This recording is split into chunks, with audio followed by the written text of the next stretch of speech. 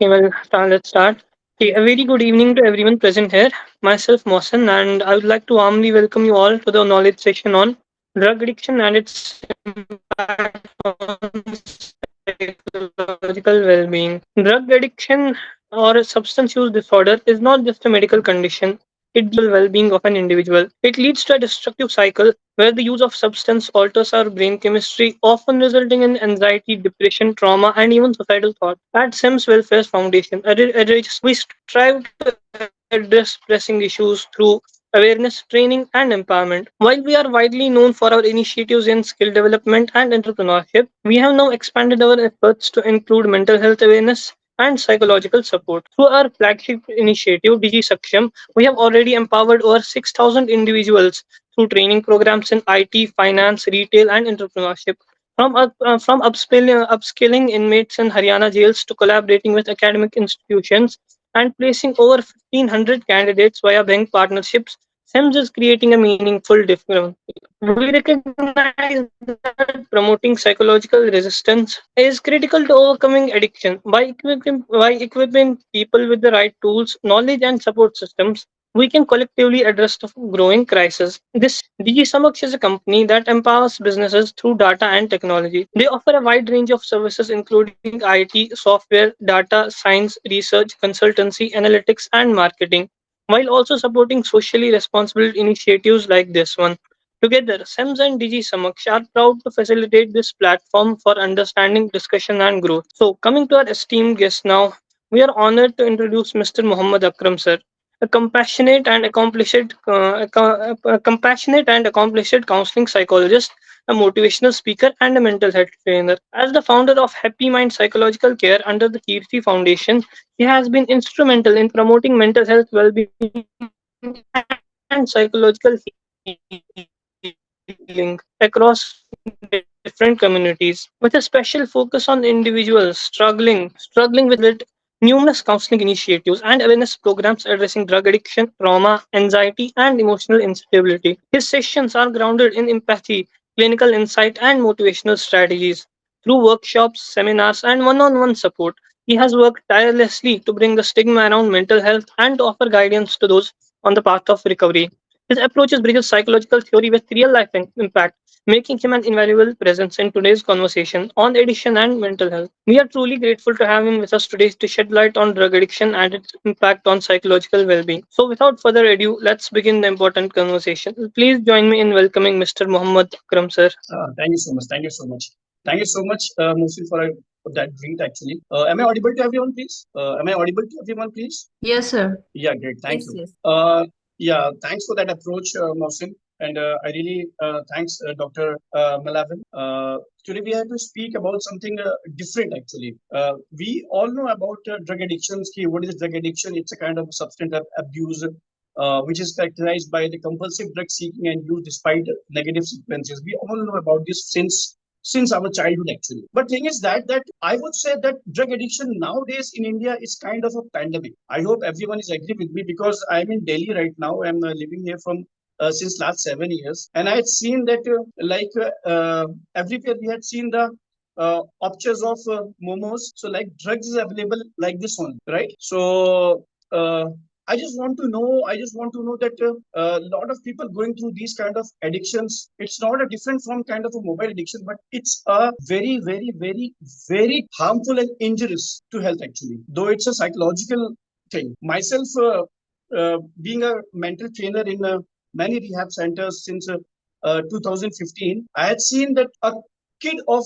7 years old, I had seen many in many centers, 7 years or 10 years or 12 years, who is suffering, who is getting this kind of addiction from their social friends and families. And moreover, I was more aware about that their psychological issues because these things actually hampering in our society and our social sector also. So let me give some examples along with that history that how I came to this scenario in the field of mental health and psychological issues, which is coming across because of drug addiction. So any question raises, please आप मुझे बेझिझक बात कर सकते हैं, पूछ सकते हैं, any question in between, right? So I'll start with some kind of a psychological issues with different psychological issues which is happening because of drug addiction. Anyone want to ask anything in between? Please come with your questions and suggestions, right? Yeah, fine.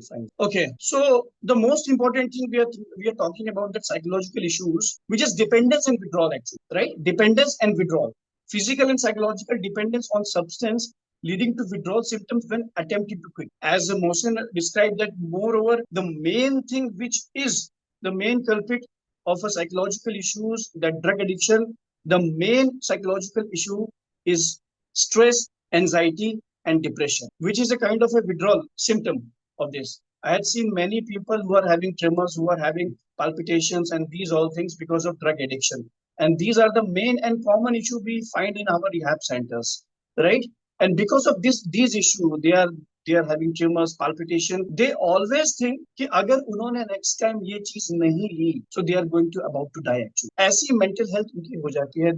They get into confusions, they get into any many kind of situations कि अगर वो चीज उनको नहीं मिली, the withdrawal symptoms, they are going to die, right? ये एक बहुत बहुत बड़ा एक कारण बनता है आगे जाके ड्रग एडिक्शन में, that people those who are taking drug addictions, they they relapse many times, they get into rehab centers and relapse many times, right? और इनको ठीक करने के लिए रिलैप्स में बहुत सारे फैक्टर्स लगते हैं हमारे समाज में, हमारे घर में, हमारे फ्रेंड सर्कल में, और वो चीज कंट्रीब्यूट करती जाती है समटाइम कि वो ड्रग एडिक्शन में बने रहते हैं और कंटिन्यू उसमें जाते रहते हैं. साइकोलॉजिकल इश्यूज में एक बहुत बड़ा इशू, और ये मैंने देखा है अपनी अपनी ट्रेनिंग के दौरान, कि उनका कॉग्निटिव इम्पेयरमेंट हो जाता है. They have dementia, they have Alzheimer, these all things. Mostly in north area, that people are used to drunk or on that opiates and many sedative things वो जो ले रहे हैं. बहुत सारे इश्यूज भी डेवलप हो रहे हैं इस तरीके के, जहां उनको डेमेंशिया और अल्जाइमर की बीमारियां, ऐसी भी चीजें डेवलप हो रही है. और भी मेंटल हेल्थ की कंडीशंस डेवलप हो जाती हैं apart from anxiety and stress. कुछ इश्यू ऐसे भी डेवलप हो रहे हैं psychological, like seizure and epilepsy, जो छोटे बच्चों में, those who are taking actually that cocaine, opiates, brown sugar, these all things जो ले रहे हैं, they are more prone to seizure and epilepsy. ऐसी चीजें भी देखी गई. Recently a case I had seen in my rehab center from a visit, that a boy of around 17 years of age, and he is getting continuously nosebleeds for last 3 days or 4 days, and he is not able to take care of himself because of his bleeding. ये जब जब उनका MRI किया गया and सीटी scan किया गया, and the report came that we all shocked कि उसके ब्रेन में ऐसी ज्यादा सीजर अटैक्स हो रहे थे, ऐसे ज्यादा एपिलेप्सी डेवलप हो रही थी, जो उनको काफी ज्यादा अनस्टेबल कर रही थी. तो ऐसे केसेस भी देखे जा रहे हैं, राइट? और okay, in between any things, any questions or anything, please, I most welcome. Okay, am I audible to everyone? Yes, sir, you are audible. Yeah, fine, right. Sir मेरा एक क्वेश्चन है. Yeah. Sir हम किसी person को देख के कैसे identify करें कि वो ड्रग एडिक्टेड पर्सन है? Okay, देखकर if we want to identify, actually we must counsel him first. We must know कि उसके symptoms क्या आ रहे हैं. He was उनके symptoms के ऊपर we can diagnose actually, right? You can see somebody कुछ सिम्टम्स ठीक है, देख सकते हैं, उनकी they are having less sleep हो सकती है, they are having red eyes हो सकती है, उनका इम्पल्सिव बिहेवियर हो सकता है, छोटी छोटी बातों में इरिटेशन डेवलप हो सकते हैं. इस तरीके के अगर सिम्टम्स देख रहे हैं, या वो सोसाइटी से या सोशल फैक्टर से विड्रॉल की कोशिश कर रहे हैं, उनसे डिपार्ट होने की कोशिश कर रहे हैं, even they are hiding their self, right? तो ये ऐसे कुछ चीजें होती हैं जो वी कैन आस्क देम और ask his family to know कि he is a drug addict और नॉट. तो ऐसे कुछ सिम्टम्स के through we can know actually by looking at the face. It's not quite possible properly, but somehow in some cases we can find it out, but mostly through symptoms only we can diagnose it properly. Okay sir, thank you. Okay, so psychological issues में एक बहुत ही एक बहुत ही hidden चीज भी है, वो है सेक्सुअल इश्यूज बहुत ज्यादा डेवलप हो जाते हैं इसकी वजह से. बिकॉज आज की डेट में मैंने जो बच्चे देखे हैं, जिनकी मैं ट्रेनिंग करता हूँ, जिनको मैं रिहैब सेंटर्स में देखता हूँ, because of easily availability of porn and these things, वो ऐसी चीजों में इंडल्ज हो रहे हैं जो बिल्कुल अननेचुरल है. और ये टॉपिक बहुत हिडन है, शायद उनसे वो बात नहीं करते हैं और छुपाते हैं. They don't want to get open on this topic, but ये चीजें भी बहुत ज्यादा इम्पैक्टफुल हो रही हैं इस समाज में, बिकॉज वही जाके जब रिलेशनशिप मेंटेन करने की बात आती है, फैमिली की बात आती है, मैरिज की बात आती है, दे स्टार्ट हाइडिंग इटसेल्फ। तो ये भी एक बहुत बड़ा बहुत ही एक्चुअली बर्निंग इशू है जो या या राइट, ये भी एक ऐसा इशू है जो काफी हिडन है, and people don't want to talk about this properly and openly. So ये एक चीजें बहुत ज्यादा मैं नोटिस कर रहा हूँ यंग जनरेशन में। एंड एक रिलेशनशिप फेलियर भी एक बहुत बड़ा कॉमन टॉपिक बन रहा है। जब रिलेशनशिप फेलियर हो रहा है, so they easily get into in drug addiction और अल्कोहल एडिक्शन। दे थिंक कि एक सेंस ऑफ रिलीफ उनको प्रोवाइड करेगा या एक सेंस ऑफ हैप्पीनेस प्रोवाइड करेगा उनके ब्रेकअप के बाद, उनके रिलेशनशिप ट्रॉमास के बाद। Because I been to women centre also, I been to men centre also. वहां दोनों केसेस में मैंने देखा है अप्रोक्स 30% ऑफ द केसेस थे वो रिलेशनशिप ट्रॉमा या रिलेशनशिप ब्रेकअप की वजह से ही वहां पे अवेलेबल थे।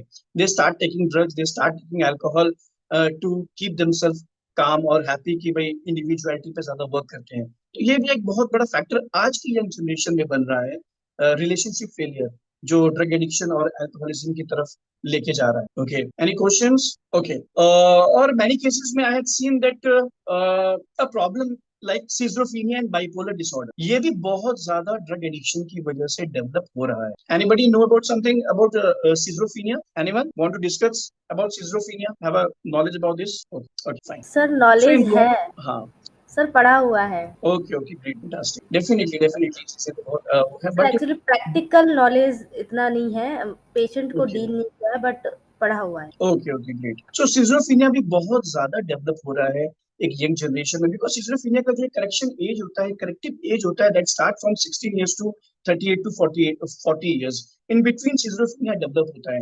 और अगर in that case somebody is taking drug addiction for so long, he easily get into these kind of hallucinations and delusions that we see in schizophrenia. Sometimes we get confused कि ये actual में schizophrenia है कि he is getting hallucination because of drug addiction। ये भी बहुत ज्यादा confusion होता है। But I told you earlier कि जैसे अगर आप सिम्टम्स को प्रॉपर देखें, अगर सिम्टम्स को प्रॉपर समझें, तो ये चीजें भी दिखाई देने लगती है। बिकॉज रिहैब सेंटर्स में जब कोई बच्चा या कोई पीपल जब एडमिट होता है, सो उनके विड्रॉल सिम्टम्स आने लगते हैं और अराउंड वीक और 15 days वो विड्रॉल सिम्टम चलते हैं। तो काफी जगह पाया गया है कि 15 days they always carry some hallucinations, some delusions in that rehab centers. पर वो विड्रॉल सिम्टम जैसे ही लो डाउन होते हैं तो वो सिम्टम्स ठीक भी हो जाते हैं। तो यहाँ एक बड़ा क्वेश्चन उठता है कि क्या ऑलवेज सिजोफ्रेनिया डेवलप होता है? तो ऐसा नहीं है, बट कभी कभी हम उसको मिसअंडरस्टूड कर देते हैं और मिसडायग्नोज भी कर लेते हैं। तो सिजोफ्रेनिया की करेक्ट डेफिनेशन जो होती है कि उसमें हेलुसिनेशन एंड डेल्यूजन्स ऐसे आते हैं जो आपको हमेशा रियल लगने लगते, राइट? एंड समटाइम अगर कोई फर्स्ट टाइम बियर ले रहा है और समटाइम कोई अल्कोहल भी ले रहा है, इवन सेडेटिव्स भी ले रहा है, तो उनके साइड इफेक्ट्स में भी डेल्यूजन और हेलुसिनेशंस होते हैं। अगर वो कैरी करने लगते हैं चीजों को, तो ये चीजें हम कंफर्म कर सकते हैं। तो सिजोफ्रेनिया एक बहुत बहुत कॉमन है ड्रग एडिक्शंस में, मगर अ, हमेशा पाई नहीं जाती, बट ये एक बहुत ही इंपॉर्टेंट फैक्टर है सिजोफ्रेनिया, राइट? बाइपोलर डिसऑर्डर हो जाता है, पर्सनैलिटी डिसऑर्डर स्टार्ट हो जाते हैं, बीबीडी स्टार्ट हो जाता है। ऐसी भी सारी कई चीजें देखी गई है। अभी ये चीजें इतनी इजीली अवेलेबल हो रही है, लाइक सोशल मीडिया, जैसे social media, everybody is having phone and getting into social media and reels. इसी तरीके से हमारे देश में ये पैंडेमिक के रूप में हर जगह अवेलेबल हो रही है, बहुत ईजी और in and even very in cheap cost, right? तो ये एक अवेलेबिलिटी की वजह से बहुत ज्यादा हमारे देश में गड़बड़ हो रही है, प्रॉब्लम क्रिएट्स हो रही है।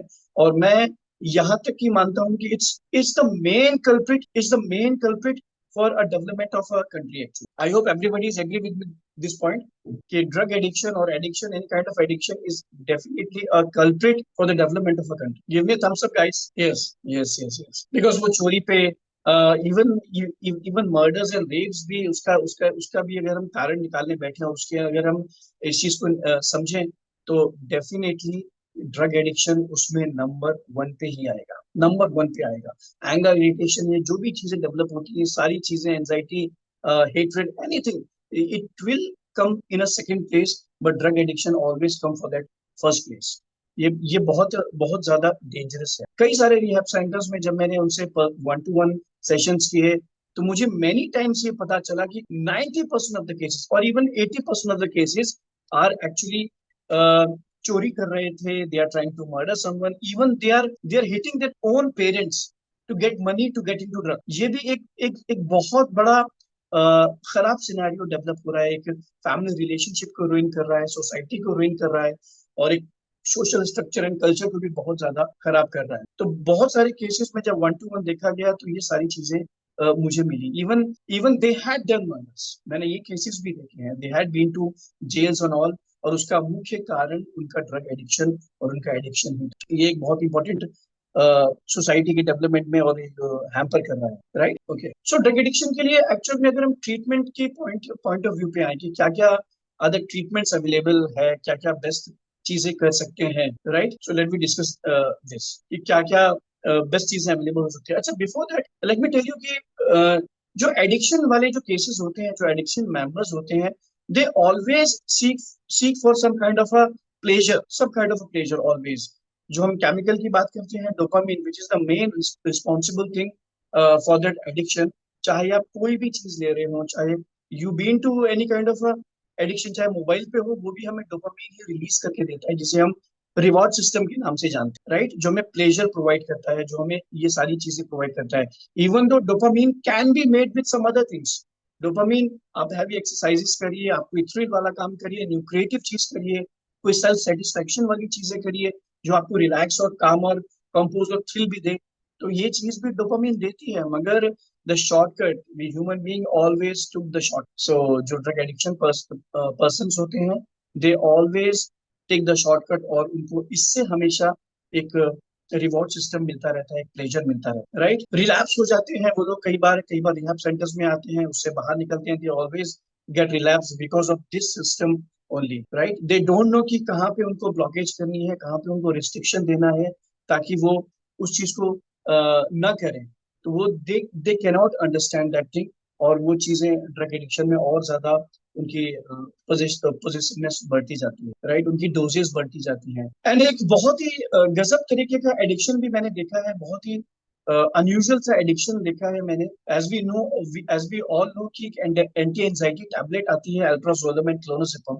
वी ऑल नो दैट कि जो साइकियाट्रिस्ट प्रिस्क्राइब करते हैं एंजाइटी एंड डिप्रेशन के लिए। I had seen a girl and a boy who was taking 0.5 mg of 30 tablets in a day to seek reward, right? Getting my point? And it is the most unusual case I had seen. And he was not able to sleep with that also. वो clonazepam or alprazolam 0.5 mg she was taking around 30 tablets at a time she has taken, but उसके बावजूद भी they are not getting any kind of a reward, any kind of a dopamine or even sleep. Even 0.25 mg and 0.5 mg is more than sufficient for a person who is normal. So ऐसे cases भी देखे जा रहे हैं. I had seen a case who is eating shoe polish. That's very unusual. I had seen a case who was taking that thinner that we used in offices, जो हम use करते हैं. He was taking thinner to smell thinner. ऐसे ऐसे cases भी हमने देखे हैं. I had seen a person who is eating Vicks Vapor to get reward, to get that dopamine boost, or he is not getting, and he is get admitted in the hospital. तो कई सारे centres में बहुत सारे जो आप interaction करते हैं, 1-to-1 जाते हैं और समझते हैं क्लाइंट्स को, that you get to know कि कैसी कैसी चीजें people are eating and people are getting into. So ये एक बहुत बड़ा सबक है हमारे लिए कि किसी भी तरीके के addictions people are taking because of this. Social media को भी मैं एक बहुत ज्यादा कल्प्रिट मानूंगा आज की डेट में, बिकॉज सोशल मीडिया जो हमें एक रिवॉर्ड सिस्टम, एक डोपामिन बूस्ट दे रहा है, इवन दो हमको भी वो एडिक्शन में ही डाल रहा है। If we want see reels in a day, so हमें भी कुछ अनईजीनेस लगने लगता है। एक सेम विड्रॉल सिम्टम जो एडिक्शन में दिखाई देते हैं, वो हमको दिखाई देने लगते हैं, लगता है कि सेम थिंग इज हैपनिंग। ये चीज मैंने खुद अपने में भी देखी और काफी बच्चों में भी देखी है, जो आजकल वर्चुअल ऑटिज्म में भी पढ़ रहे हैं। तो सेम सिम्टम और सेम विड्रॉल सिम्टम दिखाई देते हैं जो मोबाइल एडिक्शन में भी होते हैं। तो ऐसे ही चीजें हम भी आपस में अपने आप में नोटिस कर सकते हैं कि कहीं भी ऐसी चीजें ना हो, बिकॉज ऐसी कंडीशनिंग हो जाना, ऐसा ब्रेन का पैटर्न डेवलप हो जाना, तो ये हमें कहीं ना कहीं आगे जाके कभी ना कभी if we will get into any kind of a trauma in our life, then हम भी एडिक्शन को, अल्कोहल एडिक्शन और ड्रग एडिक्शन को इजीली फ्रेंड बना सकते। तो ये पैटर्न को डेवलप ही नहीं होने देना है। हम अपनी रिहैब की ट्रेनिंग में ये सिखाते हैं कि कैसे उस पैटर्न को कट आउट करना है, कैसे उसको डिस्टर्ब करना है, कैसे उस पैटर्न को डिस्ट्रैक्ट करना है, ताकि आप अपने ब्रेन को न्यूली फॉर्म कर सकें, जो कि पॉसिबल है, जो कि बिल्कुल पॉसिबल है, ताकि आप एडिक्शन में दोबारा ना जाएं।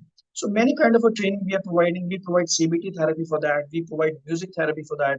We provide mindfulness classes for that, ताकि वो उनका माइंड शांत हो और फोकस और कंसंट्रेशन में वर्क कर सके. तो ये सारी चीजें we are providing in our rehab centers, in our classes in training. Okay. Any more question? Anybody? I hope my voice is clear. Okay. Any question from anybody? I love to answer that. Okay. Right. ठीक है. Okay. So let me come to the topic जो हम discuss कर रहे थे कि क्या इसका ट्रीटमेंट प्लान रहेगा, क्या इसका ट्रीटमेंट रहता है. Look, if I will come to the allopathy medicines, so a lot of medicines are there, but they also have a lot of side effect also. I've seen Adnoc is given, Buprion is given, Naloxone is given to many clients, but उसके side effects बहुत ज्यादा develop हो जाते हैं उनके अंदर, वो proper अपने आप को नहीं करते. मैंने कई केसेस ऐसे देखे हैं, they are on that medications and in the evening they are taking their alcohol और एडिक्शन रेगुलरली. सो उसकी वजह से एडवर्स इफेक्ट भी देखे गए. इवन कार्डियक अरेस्ट भी हमने अपने सेंटर्स में देखा है, जहाँ पे ऐसी चीजें क्लाइंट आया और he was unable to understand कि वो क्या चीजें कर रहा था. वो मेडिसिन भी ले रहा था और वो उसने अचानक वो चीजें भी कर ली, एडिक्शन में भी चला गया और उसने अपनी सब्सटेंस अब्यूज कर दिया और उसको कार्डियक अरेस्ट हो गया. तो ऐसी बहुत सारे सरप्राइजेस भी हमें मिलते हैं, राइट. तो पहला support system definitely medicine help करता है, उसके सिम्टम्स को रिलैक्स करता है, उसके विड्रॉल सिम्टम्स में हेल्प करता है बहुत हद तक. बिकॉज 90% ऑफ द क्लाइंट अगर एडिक्शन लॉन्ग टाइम का है, सब्सटेंस अब्यूज लॉन्ग टाइम का है, तो वो इंसोम्निया डेवलप कर लेते हैं. कुछ केसेस में हमने ये भी फाइंड आउट किया है कि वो around 15, 20, 30 days they are not sleeping properly or not even sleeping for an hour. ऐसा भी देखा गया है. तो उसमें थोड़ा हेल्प कर जाती है मेडिकेशंस, हेल्प कर जाती हैं और सपोर्ट सिस्टम में हेल्प कर जाती हैं. But most of the thing which is required is therapy, is support system, support groups और थेरेपी बहुत अच्छे रिजल्ट्स लेके आती है एक एडिक्शन पर्सन, राइट. चाहे वो कैसी भी थेरेपी हो, चाहे वो CBT हो, चाहे वो NLP हो, चाहे वो DBT हो, any kind of therapy, if he's taking it properly or getting a disciplined life, निकलने में आसानी, right. And but मेरे हिसाब से जो मैंने देखा है अपने एक्सपीरियंस में, उसमें सपोर्ट ग्रुप्स का होना, सपोर्ट ग्रुप्स, और मैं सबसे पहले उसमें फैमिली मेंबर्स को ही मानूंगा. Because most of the cases में फैमिली मेंबर्स अंडरस्टैंड ही नहीं कर पाते हैं that what he is suffering from, why he take, क्यों ले रहा है वो सब्सटेंस अब्यूज, क्यों कर रहा है, वो सुनना ही नहीं चाहते. ये हमारे इंडियन सोशल कल्चर में बहुत ज्यादा देखा गया है कि पेरेंट्स एक तो they always talk less with their kids, right. At that age, जब वो बड़े होने लगते हैं, एट दैट एज बहुत कम बात करते हैं, बहुत ज्यादा कम्युनिकेशन गैप रहता है. That is the main culprit for their addiction, for their poor guidance. तो ये चीजें होती हैं. बट अगर एक फैमिली सपोर्ट ग्रुप के रूप में काम करें, उसके सिम्टम्स को पहचाने, उनके विड्रॉल सिम्टम्स को पहचाने, उसके साइकोलॉजिकल इश्यूज को समझे और उसका ट्रीटमेंट स्टार्ट करे प्रॉपरली, और एक केयर शो करे अपार्ट फ्रॉम एंगर, कि एंगर शो ना करे, इरिटेशन शो ना करे, तो बहुत हद तक हम कंट्रोल कर सकते हैं एक एडिक्शन पर्सन को, एक अच्छी लाइफ जीने के लिए उसको मोटिवेट भी कर सकते हैं. तो सपोर्ट ग्रुप में बहुत अच्छा होता है. देन एक सोशल फैक्टर भी है जो डिपेंडेंस और विड्रॉल, जो डिपेंडेंस के लिए होता है. Because first time many of the young childrens are taking this is because for entertainment, actually curiosities. At the age of 16, 17, 18, we all know that our hormones are changing, and lot of hormones like testosterone, dopamine, ये सारी चीजें बहुत ज्यादा एक उफान पे होती हैं. और उस समय पे अगर करेक्ट गाइडेंस दी जाए बच्चे को, एक करेक्ट काउंसलिंग प्रोवाइड कर दी जाए उसके फ्रेंड्स के द्वारा, उसके कल्चर के द्वारा, तो बहुत हद तक बच्चा है कि will not gate into this kind of thing, right. Trauma भी कुछ चीजें होती हैं. कभी कभी किसी ने किसी अपने अपने लव्ड वन को खो दिया है, ये एक ऐसा ट्रॉमा डेवलप हो जाता है, तो भी people are getting to kind of addiction. मैंने कई सारे ऐसे एजेड केसेस देखे हैं. The person who is 50 or 55, he never take in his life any kind of drug or alcohol, but जैसे ही उनकी फैमिली या फिर उनकी वाइफ का डिमाइस हुआ या किसी यंग चाइल्ड का डिमाइस हुआ, they get into this kind of alcoholism. तो ये चीज भी फाइंड आउट की गई है, जो ट्रॉमा, ठीक है. सो इमोशनल ट्रॉमा जो होता है, राइट. तो ये चीजें रहती हैं अक्सर जो हमने देखी हैं अपने रिहैब सेंटर्स में. और early intervention is always supportive. Early intervention, अगर बच्चा, इसको 6 महीना हुआ है, 1 साल हुआ है, 2 महीने या कुछ भी, it's a very less time, अगर ऐसा टाइम हुआ है, so it's very easy to get into a proper treatment, right. Identifying and addressing addiction early can prevent the long term consequences, actually, right. So early intervention देखना चाहिए और हमें जागरूक करना चाहिए समाज में जाके, फैमिलीज में जाके, कुछ ऐसे वीडियोस के थ्रू, ऐसे वर्कशॉप्स के through, even going into some मशी एरियाज जहाँ पे बहुत ज्यादा अवेलेबिलिटी है एक बेटर अप्रोच के साथ, तो हम अपने समाज को भी बेटर और कंप्लीट क्योर कर सकते हैं एडिक्शन से। तो early intervention is always good, right. Then relapse prevention के लिए हमें वर्क करना चाहिए, कुछ ऐसी स्किल्स और ऐसी ऐसे ऐसे मैप्स डेवलप करने चाहिए, ऐसे ट्रिगर्स एंड सपोर्ट सिस्टम हमें डिस्कस करना चाहिए अपने सोशल फैक्टर्स में, अपनी फैमिलीज में, ताकि ये जो बच्चा नशे में है या ऑलरेडी कर चुका है या रिहैब सेंटर काट के आया हुआ है, तो वो दोबारा रिलैप्स ना हो। कुछ इस तरीके के हमें उनको हेल्प करने की कोशिश करनी चाहिए।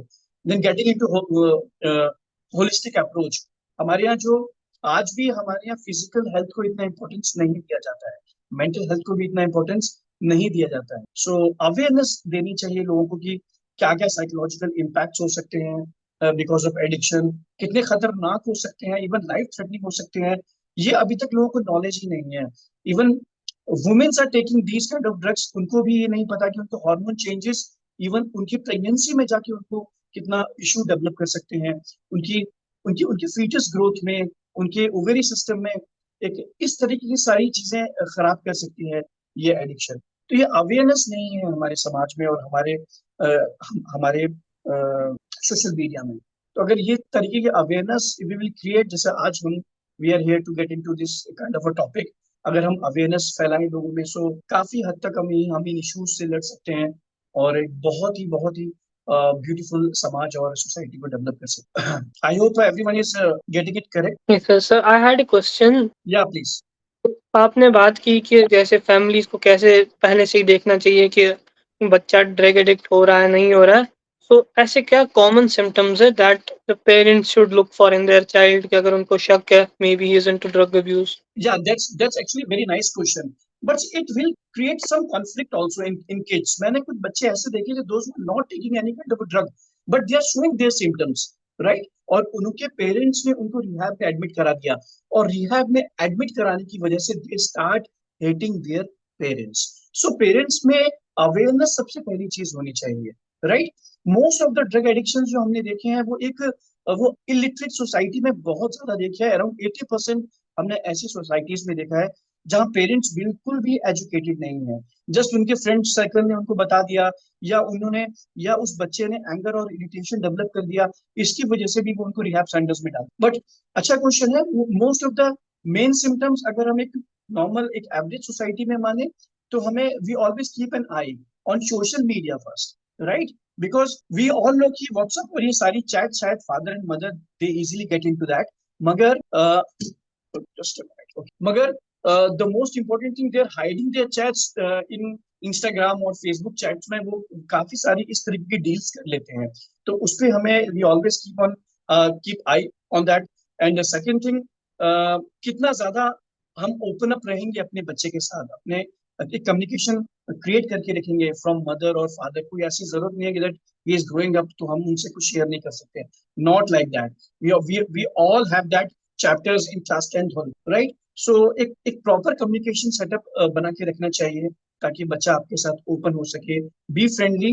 ये एक बहुत इंपॉर्टेंट चीज है, और उसको सारे इफेक्ट्स बताने चाहिए हमको। Actually we always noted down these all things कि बेटा ये सारी चीजें कितनी हार्मफुल है, इससे कैसे इश्यूज हो सकते हैं, विद सम एग्जांपल्स कि वहां देखो ऐसा हुआ था, या through some examples we can teach them. तो ऐसी डिस्कस हमें आए दिन करना चाहिए। स्कूल में क्लास 10 से ही हमें ऐसे करिकुलम बनाने चाहिए या लेक्चर्स कराने चाहिए about this kind of drug addiction, ताकि बच्चा वहीं से ही अपने आप को रिस्ट्रिक्ट कर ले।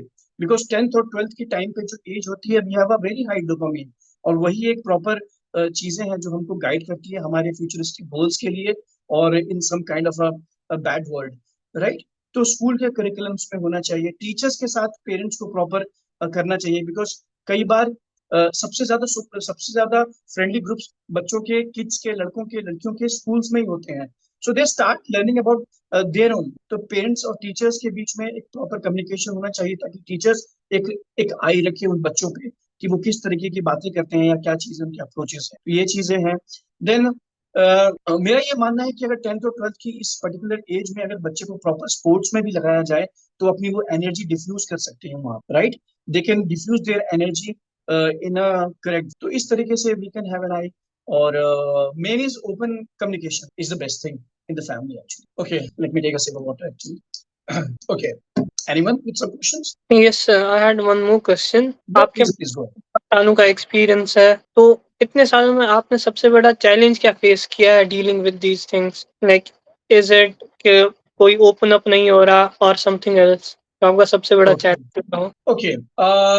I have seen a very different kind of a scenario. I told you earlier that example of that somebody is taking that thinner of office, जो ऑफिस में थिनर वगैरह यूज करते हैं, he is taking that, right? और उसकी वजह से जो भी मैंने बताया था कि he is getting a proper nose bleed हो रहा था वो कंडीशन, और उसके अंदर मल्टीपल डिसऑर्डर्स एक साथ आ गए थे. He was getting into anxiety और पैनिक अटैक्स और सिजोफ्रेनिया, इवन बाइपोलर. सो एक मल्टीपल जब डिसऑर्डर डेवलप हो जाता है किसी के अंदर ड्यू टू एडिक्शन, उसको डील करना बहुत ज्यादा मुश्किल हो जाता है. Because what counselling take is a rapport building, right? What counselling take is a rapport building. तो हमारा जो फर्स्ट फोकस होता है कि क्लाइंट के साथ एक प्रॉपर रैपो बिल्डिंग क्रिएट हो, एक कम्युनिकेशन क्रिएट हो, वो बहुत मुश्किल हो जाता है ऐसे डिसऑर्डर्स के साथ. तो उनके साथ रैपो बिल्डिंग बड़ी मुश्किल होती है. और खासकर जो सिजोफ्रेनिया डेवलप कर चुका है या बाइपोलर डेवलप कर चुका है, he won't listen it properly because वो आप पे भी शक कर सकता है. he always in a delusion and hallucinations. तो ऐसे केसेस जब आते हैं हमारे पास, जो जो सिजोफ्रेनिक है या बाइपोलर है और एडिक्शन भी है और उसके साथ साथ he is getting continue panic and anxiety, तो वो बहुत मुश्किल हो जाता है हमारे ट्रीटमेंट के लिए और थेरेपी में अंडरस्टैंड कराने. सो ये एक बहुत ज्यादा challenge. I hope you got the answer. Yes, sir. Okay, anyone want to ask anything, please come with questions. That will work more. Any question, any regarding any psychological issues, any addiction thing, anything you can come up, please. Okay. I guess no other participant has any more questions. We can wrap up the session now. Okay, so I'd like to thank Akram sir. Sir Sir, मेरा एक thank question है. you. Yeah, please. Sir हम इस तरह के जो person होते हैं उनकी काउंसलिंग कैसे कर सकते हैं? Okay, मतलब okay. डिफरेंट प्रोसेस होता है जिसको हम फॉलो करते हैं या डिफरेंट कोई method? Look, if we will go according to the methodology, na, then we are not going to counsel it properly, actually, right? Because the person who is addiction, you don't know कि वो कितना पढ़ा लिखा है, कैसा है, क्या है, उसका सोशल फैक्टर क्या है, उसका मूड एंड स्टेबिलिटी क्या है, ये सारी चीजें आप अंडरस्टैंड करना होता है आपको पहले session, right? You cannot keep them and keep counselling on in a first session. You have to create a rapport building in first session. You have to understand their attitude, their anger, their irritation, their everything. You need to know about the client first, and after that, you will choose your method.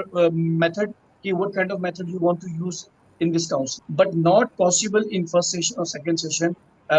According to the clients, according to their social factors, according to their family factors, we have to choose the method of therapy.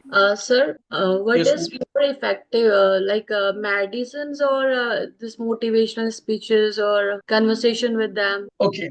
or Look, in which state okay. we have to start giving them medicines, taking? Okay, if a person is in drug addiction or alcoholism, if he's taking so long, whenever he will left his addiction, he will get some withdrawal symptoms, right? So depend upon the withdrawal severity, जो psychiatrist होते हैं, they provide their medicines actually, right? If somebody is taking from last 1 month or 2 months, it doesn't matter. ये इतने ज़्यादा effective, इतना ज़्यादा problematic नहीं होता है. But if somebody is having a long history of addiction, उसके बाद if he is left, he is quitting addiction, तो बहुत सारे विड्रॉल सिम्टम्स आने लगते हैं जो काफी सीवियर भी होते हैं.